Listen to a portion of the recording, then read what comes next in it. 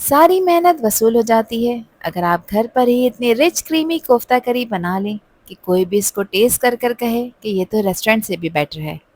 आज आप लोगों के साथ शेयर कर रही हूँ मैं चिकन शाही कोफ्ता करी। इतने सॉफ्ट जूसी और मेल्ट इन माउथ कोफ्ते कि हर बाइट में मज़ा ही मज़ा मिलेगा। और साथ में सिल्की स्मूथ क्रीमी शाही ग्रेवी जो परफेक्टली कोट करेगी हर कोफ्ते को। इस रेसिपी में आपको स्टेप बाय स्टेप बताने वाली हूँ कि चिकन के कोफ्ते बिल्कुल परफेक्ट कैसे बने, ना टूटे ना ही हार्ड हो, बस सॉफ्ट और जूसी। और साथ ही वो खास टेक्निक भी शेयर करूंगी जिससे ग्रेवी बनेगी रिच बैलेंस और बिल्कुल दावत स्टाइल। ये रेसिपी परफेक्ट है जब आप कुछ स्पेशल बनाना चाहते हो या मेहमान आ रहे हो या आपने अपने घर वालों को सरप्राइज करना हो। तो चलें फिर शुरू करते हैं इसको बनाना। शाही कोफ्ता करी बनाने के लिए यहाँ पर मैंने 2 बड़े साइज़ की प्याज को गोल्डन ब्राउन होने तक फ्राई कर लिया है। यही स्टेप है जो कि ग्रेवी को देगा वो रिच कलर और डीप रेस्टोरेंट स्टाइल फ्लेवर। प्याज को आपने ओवरकुक नहीं करना वरना ये जल जाएगी और टेस्ट खराब होगा। अब यहाँ कुछ सब्जियाँ हैं जिसमें एक मीडियम साइज़ की प्याज को मैंने रफली कट कर लिया है। इसके अलावा एक पूरी पोटली मैंने लहसुन की ली है और लहसुन का साइज़ बड़ा है, आप एक मुट्ठी लहसुन का इस्तेमाल कर सकते हैं, अदरक का इस्तेमाल आपने नहीं करना। इसके अलावा 7 से 8 तीखी वाली हरी मिर्चें मैंने ली हैं और मिर्चों की क्वांटिटी आप अपने टेस्ट के हिसाब से कम ज़्यादा कर सकते हैं। इन तमाम सब्जियों को चॉपर में डालकर बिल्कुल बारीक चॉप कर लेंगे। कोशिश करें कि सब्जियां ना ज़्यादा मोटी हों और ना ही बिल्कुल पेस्ट जैसी। बस मीडियम फाइन चॉपिंग से ही आता है परफेक्ट टेक्सचर जो इस डिश को बना देता है और भी ज़्यादा मज़ेदार।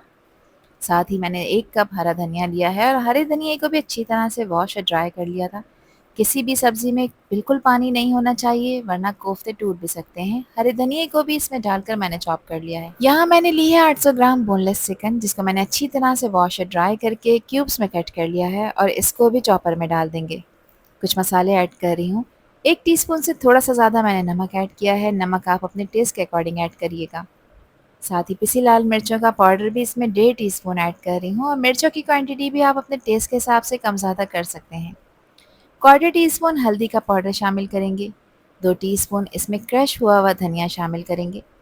1 टीस्पून इसमें ज़ीरे का पाउडर ऐड करेंगे और घर का पिसा हुआ खुशबूदार गरम मसाला भी इसमें हाफ टी स्पून ऐड कर रही हूँ। 2 टेबलस्पून मैंने बेसन लिया था और बेसन को रोस्ट कर कर इसमें ऐड करेंगे। बेसन डालने से कोफ्तों की बाइंडिंग बहुत ही परफेक्ट आती है। यहाँ पर 2 टेबलस्पून मैंने लिया है बटर। आप यहाँ पर घी या ऑयल का भी इस्तेमाल कर सकते हैं, इससे कोफ्ते बहुत ही सॉफ्ट बनकर तैयार होंगे। जो प्याज मैंने फ्राई कर कर रखी थी उसका तकरीबन 1/3 पार्ट मैं इन कोफ्तों में ऐड कर दूंगी। अच्छा, फ्राइड प्याज ऐड करने से कोफ्तों का टेक्सचर बहुत ही स्मूथ आता है और ये सॉफ्ट भी बनकर तैयार होते हैं। साथ ही इसमें 1 टेबलस्पून मैं लेमन जूस ऐड कर रही हूँ अच्छे फ्लेवर के लिए। कवर करेंगे और अच्छी तरह से सभी चीज़ों को चॉप कर लेंगे। तकरीबन 3 से 4 मिनट के लिए आपने चॉपर को चलाना है ताकि कीमा बिल्कुल फाइन और स्मूथ हो जाए। जितनी अच्छी तरह से कीमा पिसेगा उतने ही परफेक्ट शेप के साथ कोफ्ते तैयार होंगे, बिल्कुल स्मूथ बनेंगे। यहाँ देखें कुछ इस तरह का टेक्सचर कीमे का होना चाहिए। अब कीमा यहाँ पर रेडी हो चुका है तो चलें अब इसके कोफ्ते तैयार कर लेते हैं। कोफ्ते बनाने के लिए सबसे पहले आपने यहाँ पर हाथों को ऑयल लगाकर ग्रीस करना है ताकि ये मिक्सर हाथों पे ना चिपके। अब यहाँ पर मैंने एक मीडियम साइज़ का पोर्शन लिया है क्योंकि मैं मीडियम साइज़ का कोफ्ता बना रही हूँ। वज़न में देखा जाए तो तकरीबन 60 ग्राम्स के बराबर है। दोनों हाथों की हेल्प से इसको अच्छी तरह से प्रेस कर कर इसकी एयर निकालेंगे ताकि इसमें किसी भी तरह का क्रैक ना आए। क्रैक आएगा तो कोफ्ते पकते वक्त टूट सकते हैं। फिर इसको राउंड शेप देकर एक परफेक्ट कोफ्ता बॉल बनाकर तैयार कर लेंगे। इसी तरह से मैंने सारे कीमे के कोफ्ते बनाकर तैयार कर लिए थे। 800 ग्राम चिकन में आप तकरीबन 18 से 20 कोफ्ते बनाकर तैयार कर सकते हैं। मैंने इन कोफ्तों का साइज़ मीडियम रखा है। अगर आप इसको छोटे साइज़ में बनाना चाहते हैं तो तकरीबन 20 कोफ्ते 800 ग्राम चिकन में ईज़िली बन जाएंगे। इस पॉइंट पर आप इनको फ्रीज़ कर कर रख सकते हैं किसी भी एयरटाइट कंटेनर में, ऐसे ब्लॉक बैग में। फिर जिस वक्त आपका दिल चाहे आप इनकी ग्रेवी तैयार करें। इनको गर्मा गर्म ग्रेवी में डालकर अच्छी तरह से कुक करें और इसको मज़े से एंजॉय करें। इसकी ग्रेवी तैयार करने के लिए यहाँ पर मैंने लिया है 400 ग्राम दही और दही ज़्यादा खट्टा नहीं होना चाहिए। दही को मैंने एक ब्लेंडिंग जग में डाल दिया है। जो प्याज बच गई थी वो सारी की सारी अब इस दही में शामिल कर देंगे। साथ ही इसमें मैं 2 टेबलस्पून काजू का पाउडर ऐड कर रही हूँ। आप साबित काजू भी इसमें इस्तेमाल कर सकते हैं। तकरीबन 10 से 15 काजुओं का ये पाउडर है जो 2 टेबलस्पून जितना बना है। अच्छी तरह से इन सभी चीज़ों को ब्लेंड कर लेंगे और इस तरह का एक फ़ाइन पेस्ट आपने तैयार करना है। अब देखें जिस ऑयल में मैंने प्याज को फ्राई करा था उसी ऑयल में मैं कुछ साबित गरम मसाले ऐड कर रही हूँ और ये ऑयल तकरीबन आधा कप है। जिसमें मैंने हाफ़ टी स्पून ली हैं साबित काली मिर्चें, 4 से 5 लौंगे हैं, 2 दालचीनी के टुकड़े हैं, 3 सब्ज़ इलायचियाँ हैं और 2 तेज़ पत्तों का भी मैंने इस्तेमाल किया है। इन खड़े गरम मसालों को ऑयल में कुछ सेकंड्स के लिए फ्राई करेंगे ताकि इसकी खुशबू ऑयल में आ जाए। अब इसमें 2 टेबल स्पून मैं अदरक और लहसुन का पेस्ट ऐड कर रही हूँ। अब लगातार चलाते हुए अच्छी तरह से इस पेस्ट की भुनाई कर लेंगे ताकि इसका जो रॉ फ्लेवर है ये बिल्कुल ख़त्म हो जाए और एक प्यारी सी खुशबू आना शुरू हो जाए। अदरक लहसुन का ये पेस्ट हमारी शाही चिकन कोफ्ता ग्रेवी को एक परफेक्ट बेस देगा। कुछ मसाले ऐड कर रही हूँ जिसमें मैंने नमक ऐड करा है जो कि तकरीबन सवा टीस्पून है। नमक आप अपने टेस्ट के अकॉर्डिंग ऐड करिएगा। 1.5 टीस्पून इसमें मैंने पिसी लाल मिर्चों का पाउडर शामिल किया है और मिर्चों की क्वांटिटी भी आप अपने टेस्ट के हिसाब से कम और ज़्यादा कर सकते हैं। 2 टीस्पून इसमें धनिया का पाउडर शामिल करेंगे।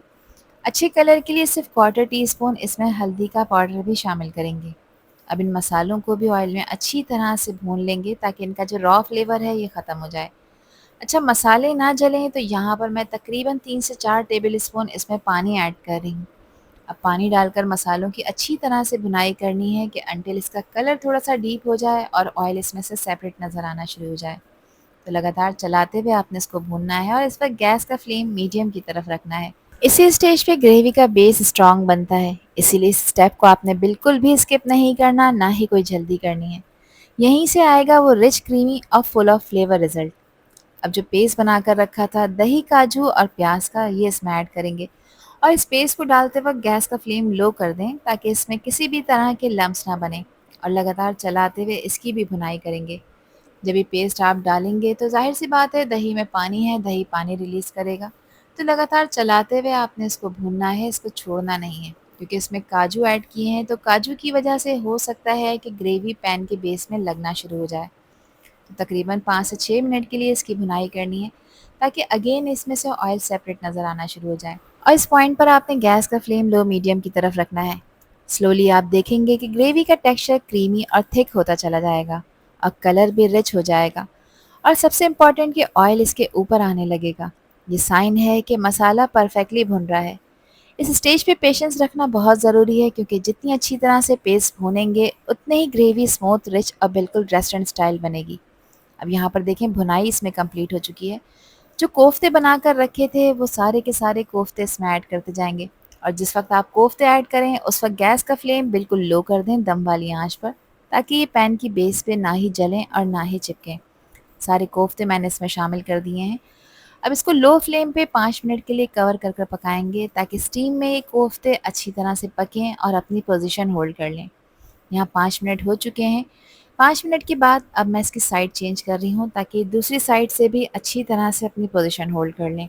इनको आपने बहुत जेंटली पलटना है ताकि इवनली कुक हो और हर साइड से एक अच्छा खूबसूरत सा गोल्डन कलर आ जाए। देखें जैसे-जैसे ये गोल्डन हो रहे हैं, बाहर से हल्के से फर्म भी हो रहे हैं और अंदर से अभी भी जूसी हैं, बिल्कुल परफेक्ट टेक्सचर के साथ। दूसरी साइड को भी मैंने 5 मिनट के लिए पका लिया था और अब मैं इनको हल्के हाथ से चला रही हूँ और देखें कोफ्ते बिल्कुल नाइसली फर्म हो चुके हैं। ये इतने स्ट्रॉन्ग हो गए हैं कि ईज़िली टूट नहीं रहे, जो कि एक परफेक्ट साइन है कि इनका टेक्सचर बिल्कुल सही और सेट हो गया है। इस स्टेज पे बस जेंटली आपने इसको चलाना है ताकि सब साइड इवनली कुक हो जाएँ। अब क्योंकि शाही कोफ्ता करी बना रहे हैं तो इसमें मैंने 1 कप दूध ऐड किया है जो कि हमारी ग्रेवी को देगा एक सिल्की स्मूथ और रिच शाही टच। दूध ऐड करते ही फ़ौरन आपने इसको जेंटली मिक्स करना है और फ्लेम को मीडियम से लो पर ही रखना है ताकि ग्रेवी यहाँ पर आहिस्ता-आहिस्ता कुक हो और फ्लेवर्स अच्छी तरह से ब्लेंड हो जाएँ। आप यहाँ पर पानी का भी इस्तेमाल कर सकते हैं, लेकिन दूध ऐड करेंगे तो ग्रेवी बहुत ही रिच और सिल्की बनकर तैयार होगी। अब यहाँ पर मैंने हाफ़ टी स्पून डाला है भुने हुए ज़ीरे का पाउडर और हाफ़ टी स्पून गरम मसाले का पाउडर भी शामिल करेंगे। अभी कोफ्ते ऊपर से तो पक गए हैं लेकिन अंदर से अभी भी कच्चे हैं। तो यहाँ पर एक दफ़ा इसको अच्छी तरह से मिक्स कर लेंगे और अब इसको कवर करेंगे और कवर कर कर पकाएंगे तकरीबन 15 मिनट के लिए। ये चिकन के कोफ्ते हैं तो 15 मिनट का टाइम इनफ है और गैस का फ्लेम आपने बिल्कुल लो रखना है। 15 मिनट में ये कोफ्ते अंदर तक पक जाएंगे और बहुत ही सॉफ्ट और जूसी बनकर तैयार होंगे। अब 15 मिनट के बाद हमारी ग्रेवी अच्छी तरह से पक चुकी है और कोफ्ते भी बिल्कुल परफेक्टली कुक हो गए हैं। ग्रेवी का टेक्सचर अब थिक, क्रीमी और स्मूथ हो गया है और कलर भी रिच और एपेटाइजिंग लग रहा है। और सबसे इम्पॉर्टेंट बात कि ऑयल हल्का सा ऊपर आ रहा है, जो क्लियर साइन है कि मसाले फुली कुक हो चुके हैं। यहाँ पे अच्छे फ्लेवर के लिए 2 से 3 हरी मिर्चें डाली हैं और इसकी फाइनल गार्निशिंग के लिए मैं इस पर स्प्रिंकल कर रही हूँ बारीक कटा हुआ हरा धनिया। कोफ्ते अंदर से जूसी हैं, सॉफ्ट हैं और बाहर से बिल्कुल सेट, मतलब ना टूट रहे हैं और ना ही हार्ड हैं, बिल्कुल परफेक्ट बैलेंस के साथ। और अब इस लजीज चिकन शाही कोफ्ता करी को सर्व करने का टाइम है। और देखें इसकी रॉयल लुक कितनी टेम्पटिंग लग रही है। क्रीमी रिच और सिल्की स्मूथ ग्रेवी के अंदर ये सॉफ्ट और जूसी कोफ्ते बिल्कुल परफेक्टली सेट हैं, और ऊपर से इसकी शाइनी फिनिश इसे और भी ज़्यादा एपेटाइजिंग बना रही है। इस चिकन शाही कोफ्ता ग्रेवी को आप इंजॉय कर सकते हैं गरम गरम रोटी, नान या फिर पराठे के साथ। बिलीव मी, खाकर मज़ा आ जाएगा। ये वो डिश है जो हर बाइट में दावत वाली फीलिंग देती है। तो फिर रेसिपी ट्राई करें। अब मुझसे शेयर करें अपना फीडबैक कि आप लोगों ने कैसे कोफ्ते बनाए। आई होप कि ये रेसिपी और वीडियो आप लोगों को पसंद आई होगी। पसंद आई हो तो कमेंट सेक्शन में अपना प्यार सा फीडबैक मुझे लाजमी शेयर करिएगा। और चैनल पर न्यू है तो चैनल को भी ज़रूर सब्सक्राइब कर दीजिएगा। आपसे फिर मिलूंगी इंशाल्लाह एक न्यू वीडियो में एक न्यू रेसिपी के साथ। जब तक हादिया को दीजिए इजाज़त। अल्लाह हाफिज़, अल्लाह निगहबान।